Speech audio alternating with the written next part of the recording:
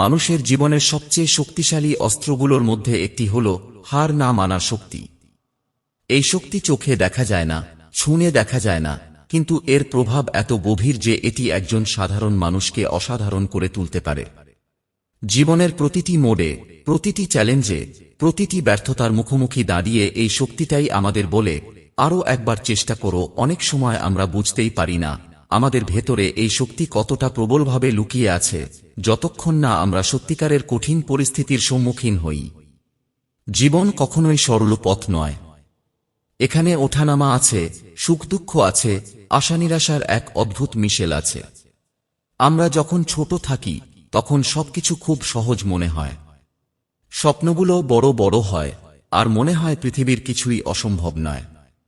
কিন্তু সময়ের সাথে সাথে বাস্তবতা আমাদের শেখায় সবকিছু এত সহজ নয়। অনেক সময় আমরা চেষ্টা করি, পরিশ্রম করি, কিন্তু তবুও কাঙ্ক্ষিত ফল পাই না। তখন মনে হয় হয়তো আমি পারব না, হয়তো এটা আমার জন্য নয়। এই মুহূর্তগুলোতেই আসল পরীক্ষা শুরু হয়। তুমি কি হাল ছেড়ে দেবে, নাকি আবার দাঁড়াবে? হার না মানার শক্তি আসলে জন্মগত নয়, এটি তৈরি হয় অভিজ্ঞতার মাধ্যমে, ব্যথার মাধ্যমে, ব্যর্থতার মাধ্যমে। যখন তুমি একবার পড়ে যাও তখন তোমার সামনে দুটি পথ থাকে, একটি হলো সেখানেই বসে থাকা, আরেকটি হলো উঠে দাঁড়ানো।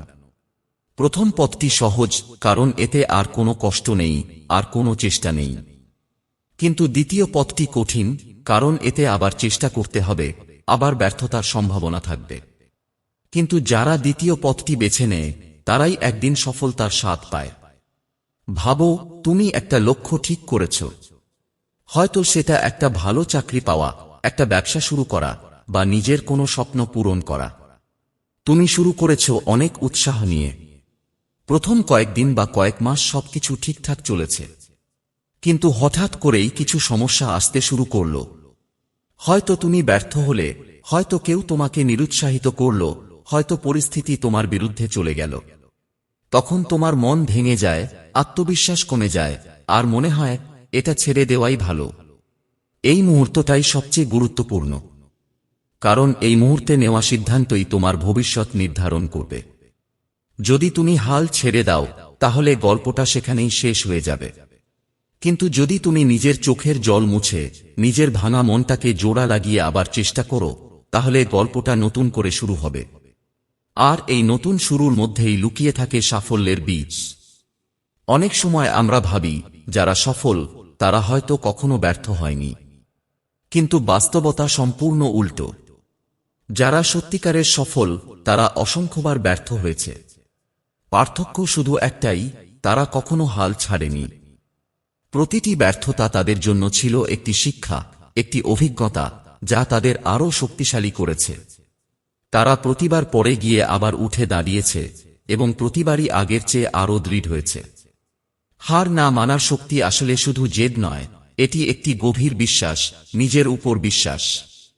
যখন তুমি নিজের উপর বিশ্বাস রাখো তখন তুমি জানো যে আজ না হোক কাল তুমি সফল হবেই। এই বিশ্বাসটাই তোমাকে অন্ধকারের মধ্যে আলো দেখায়, হতাশার মধ্যে আশার সঞ্চার করে। যখন চারপাশে সবাই তোমাকে বলে তুমি পারবে না, তখন এই শক্তিটাই তোমার কানে ফিস করে বলে, চেষ্টা চালিয়ে যাও, তুমি পারবেই। এই শক্তির সাথে জড়িয়ে আছে আবেগ, কষ্ট, ভালোবাসা, স্বপ্ন, সবকিছু। যখন তুমি কোনো কিছু সত্যিই মন থেকে চাও তখন তার জন্য লড়াই করার শক্তিটাও তুমি পেয়ে যাও। হয়তো রাতের পর রাত ঘুমাতে পারো না, হয়তো বারবার ব্যর্থ হয়ে কাঁদো, কিন্তু তারপরও ভেতরের একটা কণ্ঠ তোমাকে বলে থেমে যেও না। এই কণ্ঠটাই তোমার আসল শক্তি। জীবনের অনেক মুহূর্তে তুমি একা হয়ে যাবে। কেউ তোমাকে বুঝবে না, কেউ তোমার পাশে থাকবে না। তখন মনে হবে এত কষ্ট করে লাভ কি? কিন্তু ঠিক এই সময়ই তোমাকে নিজের সাথে লড়াই করতে হবে। কারণ বাইরের লড়াইয়ের চেয়ে ভেতরের লড়াই অনেক বেশি কঠিন।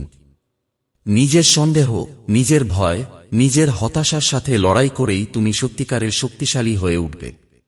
একটা সময় আসবে যখন তুমি পেছনে ফিরে তাকাবে আর দেখবে তুমি কতটা পথ পেরিয়ে এসেছ। যেসব জায়গায় তুমি একসময় হেরে যেতে চেয়েছিলে সেসব জায়গা আজ তোমার শক্তির গল্প হয়ে দাঁড়াবে।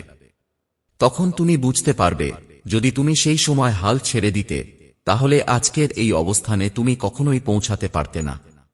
হার না মানার শক্তি তোমাকে শুধু সফলই করে না, এটি তোমাকে একজন ভালো মানুষও করে তোলে।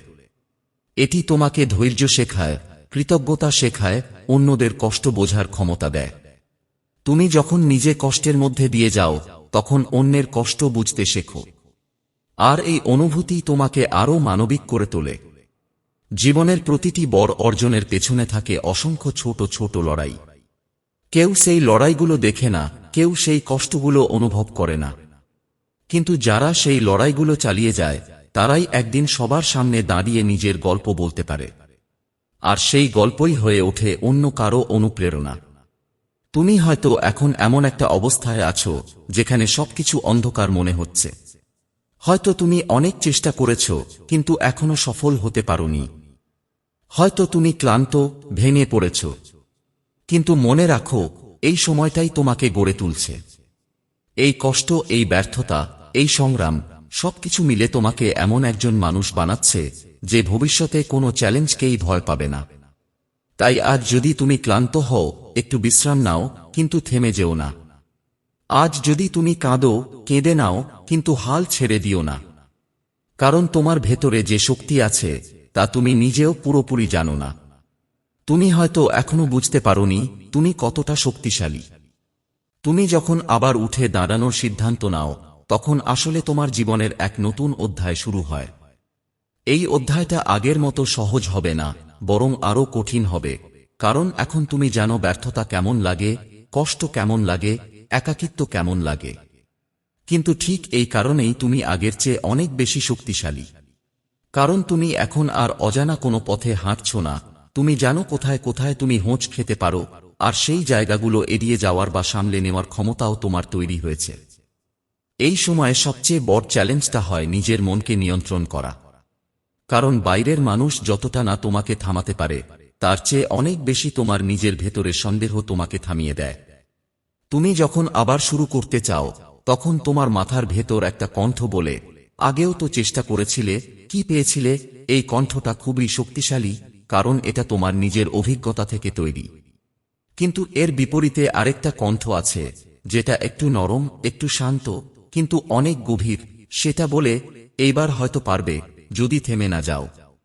এই দুই কণ্ঠের লড়াই আসলে মানুষের জীবনের সবচেয়ে বড় যুদ্ধ।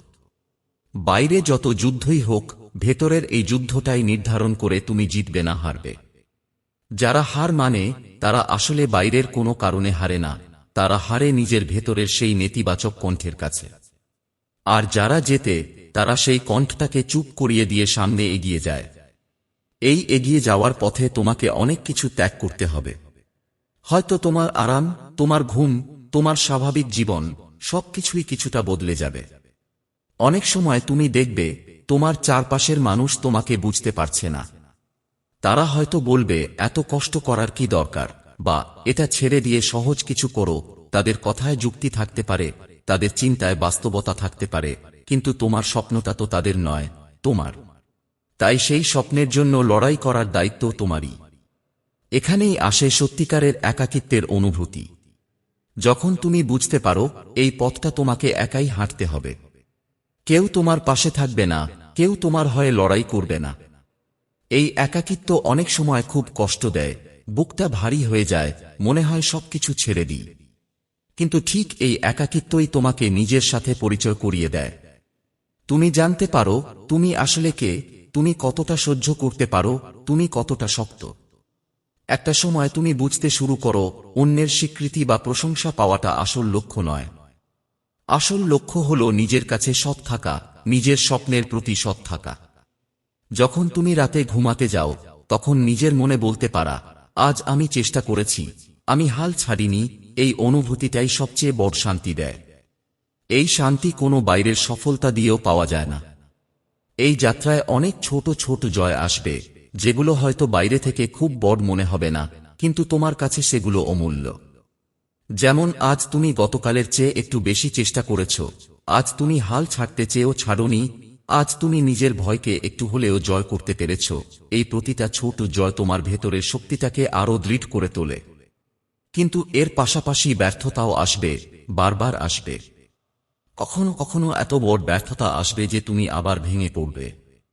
তখন মনে হবে এতদিনের সব চেষ্টা যেন বৃথা হয়ে গেল। কিন্তু আসলে তা নয়। প্রতিটি ব্যর্থতা তোমাকে নতুন কিছু শেখায়, নতুনভাবে ভাবতে শেখায়, নতুনভাবে চেষ্টা করতে শেখায়। যদি তুমি এই শিক্ষাগুলো গ্রহণ করতে পারো, তাহলে কোনো ব্যর্থতাই আসলে ব্যর্থতা থাকে না, সেটা হয়ে যায় তোমার সাফল্যের সিঁড়ির একটি ধাপ। অনেক সময় আমরা ফলাফল নিয়ে এতটাই ব্যস্ত হয়ে পড়ি যে প্রক্রিয়াটাকে উপভোগ করতেই ভুলে যাই। আমরা শুধু ভাবি কখন আমি সফল হব, কিন্তু খুব কম মানুষই ভাবে এই পথটা আমাকে কি শিখাচ্ছে। হার না মানার শক্তি আসলে এই দৃষ্টিভঙ্গিটাকেই বদলে দেয়। তখন তুমি শুধু গন্তব্যের জন্য লড়াই করো না, তুমি প্রতিটি দিনের জন্য লড়াই করো, প্রতিটি মুহূর্তের জন্য লড়াই করো। এই লড়াইয়ের মাঝেও কিছু মুহূর্ত আসে যখন তুমি নিজেকে নিয়ে গর্ববোধ করো। হয়তো তুমি এখনো তোমার লক্ষ্যে পৌঁছাওনি, কিন্তু তুমি জানো তুমি থেমে যাওনি। তুমি এখনো চেষ্টা করে যাচ্ছ। আর এই চেষ্টা করাটাই সবচেয়ে বড় বিষয়। কারণ যে চেষ্টা করে তারই একদিন জয়ের সম্ভাবনা থাকে। যে চেষ্টা করেই না, তার তো কোনো সম্ভাবনাই থাকে না। এই পথ চলতে চলতে তুমি ধীরে ধীরে বদলে যেতে শুরু করো। আগের মতো ছোটখাটো সমস্যায় তুমি ভেঙে পড়ো না, আগের মতো সহজে তুমি হাল ছেড়ে দিতে চাও না। তোমার সহ্য শক্তি বাড়ে, তোমার ধৈর্য বাড়ে, তোমার আত্মবিশ্বাস বাড়ে। তুমি বুঝতে পারো জীবন যতই কঠিন হোক, তুমি তার মোকাবিলা করতে পারো। একটা সময় আসবে যখন তুমি বুঝবে হার না মানার শক্তি মানে শুধু জয় পাওয়া নয়, বরং প্রতিটি পরিস্থিতিতে নিজের সেরাটা দেওয়া। কখনো কখনো তুমি হয়তো জিতবে, কখনো হয়তো হারবে, কিন্তু যদি তুমি নিজের সেরাটা দিতে পারো, তাহলে তুমি কখনোই সত্যিকারের হারবে না। আর এই উপলব্ধিটাই তোমাকে এক অন্যরকম শান্তি দেয়। তুমি তখন আর বাইরের পরিস্থিতির উপর নির্ভরশীল থাকো না। তুমি জানো যাই হোক না কেন, তুমি আবার উঠে দাঁড়াতে পারবে। এই আত্মবিশ্বাসটাই তোমার সবচেয়ে বড় সম্পদ। এই শক্তি একদিনে তৈরি হয় না, এটি ধীরে ধীরে তৈরি হয় প্রতিদিনের ছোট ছোট সিদ্ধান্তের মাধ্যমে। তুমি প্রতিদিন যখন একটু করে নিজের সীমা অতিক্রম করো, একটু করে নিজের ভয়কে জয় করো, তখনই এই শক্তি তৈরি হয়।